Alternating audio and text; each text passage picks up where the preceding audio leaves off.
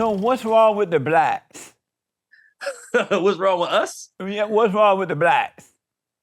I would need way more context to answer that. You got to tell me what, like, we got to, I mean, okay, so let me say this. I think there's something wrong with everybody. I don't think no race is more superior or better. I think everybody has goods and bads. So when you speaking about black people, us, I'm like, what face? Like economically, emotionally, like it's so many things we can speak about when you speak about it's like everything. But I want to ask you a particular thing. You said in a video I saw of yours, you said black businesses is terrible. And have the worst customer service. And so, yeah, black customer service, and that is so true. Why are they like that? That doesn't even make sense to me. How you got to have a business and not have a good attitude, give the best service? What's wrong with the blacks? Here's why. The reason why is because it's not their business. What do you mean? Like, I'm not saying black entrepreneurs have bad service. I'm saying black businesses have bad service because black entrepreneurs, the right thing to do is to employ people that look like you, or at least give them an opportunity. That's how you got your opportunity. So it's us working there. But I'm going to tell you something. I used to work at McDonald's when I was 16. My first job I had was at McDonald's. When I worked at McDonald's, they told me, they said, our only goal is to get the customer in and out in 30 seconds. That's our only goal. That's why if you ever go to the window at McDonald's, you ever notice why they make you stand across the like your food ain't ready, go across the street? It's not because they want to. It's not because they want to give the next car their food faster. It's because they have a timer that counts how much a customer is there. Oh, I didn't know that. Go across the street means So go across the street, just park right there. Just means it tells the system customer was in and out. Oh, I see. So I worked at McDonald's. And then when I left McDonald's, I got fired from there because I gave away extra barbecue sauce, which is crazy. But I left McDonald's and I started working at Chick-fil-A. And when I worked at Chick-fil-A, the guy that was hiring me was like, how much did you make an hour at your last position? I told him. And then he said, okay, cool. I'm going to give you $2 extra a month, $2 extra an hour. And I'm happy. I'm 16. I'm like, hell yeah. And he's like, but you know what the extra $2 is for? It's for your smile. Now, I want you to think about that's a good point.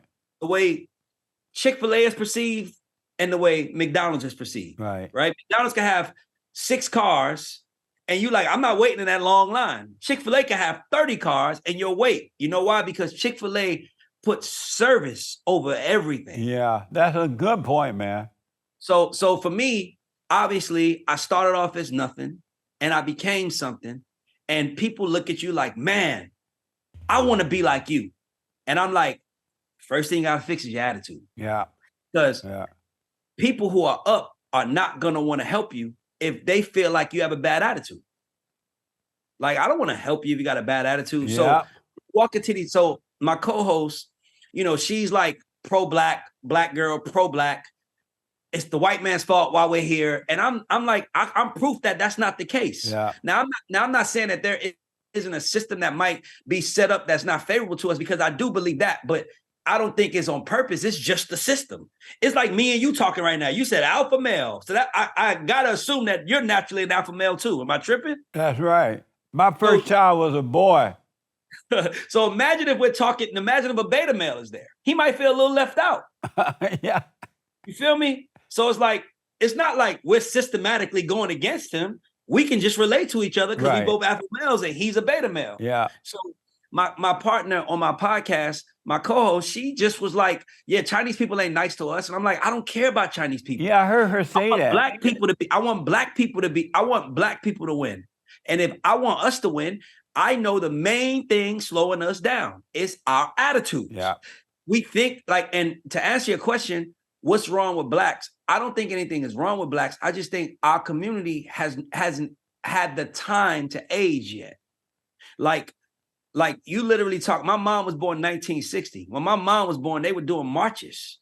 So that's my mother who's in my house right now. So now my mother who was live when Martin Luther King was marching is in the house with my 6-year-old daughter. So either she's going to teach her what she's seen, or I'm going to break the cycle like I did. and teach them all a new way, which is Amazing. what I did, which is what I think alpha male, I call it the family warrior. Like I went through counseling. That's another thing. I did a lot of work to get better.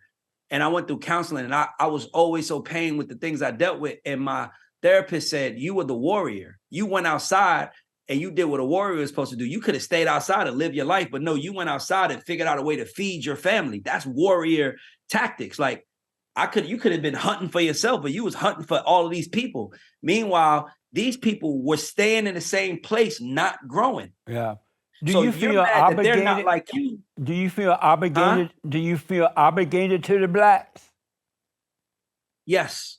But why? You're not responsible for anyone but Why do you call them? Why do you call us the blacks? Aren't you black? What are you nationality?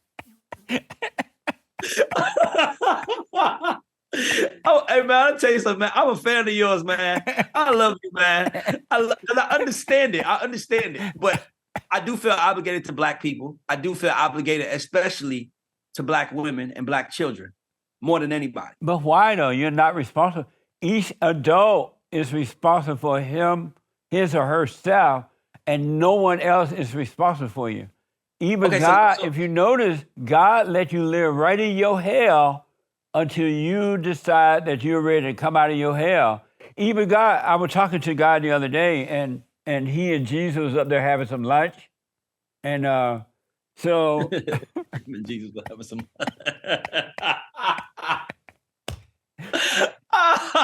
And so I asked him, I'm like, God, what's wrong with the blacks? He said they love their hell.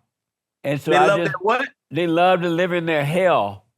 I don't think it's that. They love their misery. And he said that I made the way for them to overcome it, but I'm not going to force them. I'm just going to let them live in their hell until they're ready to come out. But those who want to come out, those who want our help, like you didn't like living in your hell, so you came out of your hell. And so if the blacks want to come out of their hell, they'll take responsibility for themselves and come out of their hell. But don't you think other nationalities are dealing with the same thing? You don't think white people are in hell? Every human being born through the woman are born in hell. That's why you must be born again of the Father. And life is about... I never knew that. That's actually... See, that's very logical. I knew that. So, that makes sense. Yeah, that's why God said we must be born again. And life is about a return to the Father. And as long as you stay of that mother nature, you're going to live in hell. So I'll say this. What I think our problem is we are still living amongst a group of people who I just had the word in my head, oppressed us, right? So we live amongst our oppressor, right? Who is the oppressor? The white America that had slaves and controlled the country. There were 4,000 black people who owned slaves too. Well, I'm pretty sure there was, but what I'm saying is that I'm speaking directly for me. I know all of our family lived in the projects. I didn't have one person in the family that had. Like, I think my grandfather had money, and I never forget when my son was born, because I'm the fourth Raymond, my son's the fifth. And I wanted to reach out to him and tell him that he has another Raymond in the world on some respect stuff. And he told my aunt, I don't want to talk to him because he probably just wants some money. And I remember thinking like, motherfucker, I'm rich. I'm sorry to curse like that, but I remember thinking like, that's sad that I wanted to tell him something and he thought that I wanted something from him. So, and I think that every black person that has become successful at some point in time when they were at the table, they were made to feel like they were different from other black people. Really? Yeah. But no one can make you feel any way if you don't already feel that way. That's true. I love that you said that. That's absolutely true. But my confidence came from me believing in me and me just educating me.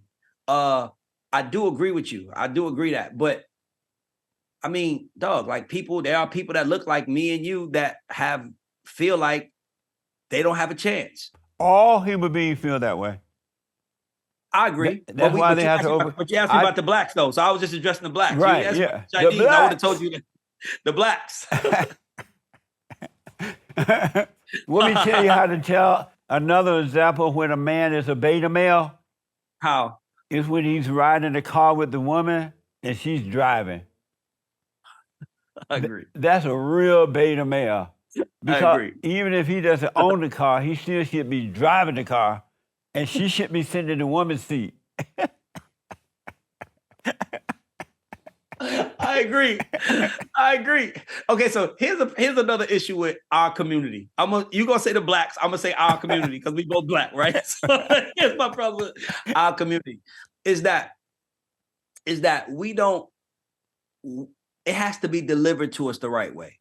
We're emotional, right? Like it's nothing you can say that will offend me. Like I don't know you. Like I know who you are, but it's like even and if there's something that you can do to help me, I want to hear it. Like something important to my story. When I wanted to be in the music industry, I met this guy. He was African, and he did exactly what you're doing right now. He was like, "You Black Americans have the world messed up." And mind you, I could have easily been like, "Man, F you, bro." You know how I could have, but I was like, "How?" Yeah. Because Nice. I knew something was wrong. Yeah. Because look at how our lives are. Something is wrong. Yes. So when he starts breaking it down to me, I was open-minded to learning. So, you know, a lot of people might get mad at your message. People that look like us might get mad at your message, but I hear it loud and clear. And I'm like, nice. Some of us just get fed up. Yeah. And some of us get so fed up that it's like, I don't want to talk no more. This is what I believe, and that's what it is. And that's okay. But you're no different than them if you think about it, because you're saying you're generalizing them and they might generalize you. Right. And I'm like, I don't generalize people. I get to know them and I can laugh at them. If I think that what they're saying is funny, it doesn't bother me. Like it takes a lot to piss me off because I know that my power comes from within inside me. Right on. And what God put inside me. And as long as I don't lose that connection to myself and God, I'm gonna be okay. Yeah. And nothing anyone can say to bother me, because like it's one thing I can tell you is that we are all everybody who watches this, we are all the results of our lives, of our decisions. I'm sorry. Our lives are a result of our decisions. Yeah. If your life is not where you want it to be, that means you made bad decisions. Think about those decisions you made and fix them and go forward and don't make them again. That's why I wonder why you feel responsible for them, because each adult is responsible for themselves and no one else is. And if you feel responsible for them, you're going to help them in the wrong way, and that will only keep them down. Let me jump in and say this. There are some men in history and women who have changed the world. They've changed the world for the better. Some have changed it for the worse. But they changed the world because they were focusing on something bigger than them. I do feel a responsibility to my people because, oh man, I forgot to say this. So when I was trying to be in the music business, there were guys who I knew who could help me but wouldn't. Yeah. They knew the answers, but they still wouldn't give it to me. Yeah. But praying to God. I remember saying, God, if you give me an opportunity, I won't be like them. If I know an answer, I'll give it. As long as it doesn't inconvenience my life in a way that hurts me, if I got an answer for anybody, I'll give it. That's right, man. So for me, it's like, once you realize that you have something powerful inside of you that you have to honor, you can't let that fire go. That fire won't go out no matter what you do. Right. So for me, I was once a Black child. That's why I have so much feel responsible for Black children in the world. And I also have a Black mother. Now, as a man, you got to get off your ass and do what you got to do. I don't care what's going on. I don't care what's happening. As a man, you need to go figure it out. But as a woman, in your natural state, you should be providing and nurturing the family. The man should provide and protect, and the woman should love and nurture. Yeah. That's in our natural state. Absolutely. So how can I not feel responsible for you when I know that my job is to provide and protect to make sure you can nurture? Because if I give you, if I want to adopt kids in 10 years from now, I want to adopt kids and I want to adopt young Black boys. And because of my thought process, if I can change young Black boys' mind, I can create a strong Black family structure, because women think that they're the backbone of the family. Men are really the backbone of the family. Yes. Men protect the family, provide for the family. Women are the heart of the family, but the backbone is the man. Yeah. And so for me, it's like nothing hurts me more than seeing a Black woman on a bus with a stroller. Like when I see that, all I think to myself is some man failed her. Really? Now, don't get me wrong. You can take the place that she was responsible. She chose him. But women in a natural state is to submit. And the real problem with our community is a lot of these women have submitted to the wrong kind of guys for the wrong reasons and make babies and now babies become the priority. And now the whole family is messed up. There's one thing about white people that I tell all my Black friends. I'm like, there's one thing that they do. A white person, have you ever seen a movie? Are you a movie watcher? Yes, I am. Have you ever seen a movie, This Is 40? I like good movies, though. I don't like this messy movies. No, I like good movies, too. Have you ever seen This Is 40? No, I haven't. Okay, so This Is 40 is about a 40-year-old white man and his wife. But they have kids that are like 7 and 8. Black people be 40 and be grandparents. That's because we having kids earlier, and kids become our priority. So now we can't focus on ourselves. My son did not come home until he came home to a 5-bedroom house and a Mercedes-Benz. That is what a parent is supposed to do. We should not be making kids in our community until we are in our career. Yeah. And if we do that, that thing to me changes, because if you're raised by, you can tell when the kid is raised by an older parent or a younger parent. You can tell, like an older parent, they dress a certain way. Yeah. But a younger parent, they dress a certain way. It's like, oh, his mom 21. Look how he dressed. Yeah. Think about that. The difference between a 21-year-old mother and a 35-year-old mother. Just think about how different that is. Yeah, like when she's 21, a bit different. She don't know who she is as a person. Yeah. So she's raising you. She don't know who she is. Of course, there's going to be problems. Right. Now, my kid's mom was 22 when I met her, but I was 28. I was on my career. And she did what she was supposed to do and take care of the kids in our family. And that's why no matter what happens in life, she will always be good. I will never disrespect and not honor that relationship. Let me ask you, you have brothers and sisters? Yeah. And how are they doing? My sister she's doing good. She's a designer and an entrepreneur. So she designs clothes for like a couple of big clothing brands. And my brother's in the music business like me. Oh, okay. But they're doing good. My sister lives in my house. Well, my sister and my mother live in one of my houses with my sister's husband and her kids. My cousin lives in a guest house. Her husband live there too? Yeah. Are they Jewish? No. No. No. I don't even know what being Jewish has to do with, but they live in a house. They live in a house. Ray, Black people, all people really, but I'm talking about the Blacks. They only have one problem. Okay. One. Okay. They have not returned to the Father. They only identify, they have the nature of their mothers. They have the anger of the mothers, though they have the mental thinking and emotions of the mother. And the mother's thinking and emotions are evil because of the order of God.